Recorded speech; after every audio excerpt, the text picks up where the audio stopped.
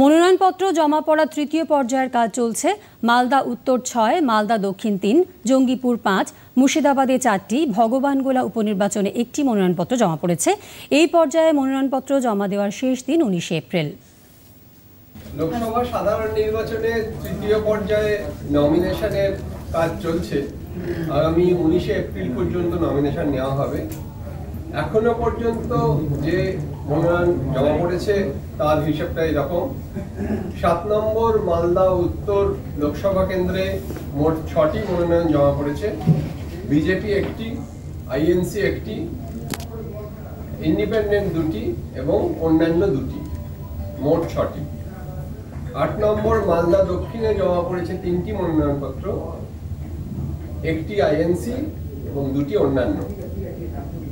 ৯ নম্বর জঙ্গিপুর লোকসভা কেন্দ্রে জমা পড়েছে ৫টি মনোনয়নপত্র, ১টি এআইটিসি, ১টি বিজেপি, ১টি নির্দল এবং ২টি অন্যান্য। ১১ নম্বর মুর্শিদাবাদ লোকসভা কেন্দ্রে জমা পড়েছে ৪টি মনোনয়ন, তার মধ্যে এআইটিসি ১টি, বিজেপি ১টি এবং অন্যান্য ২টি।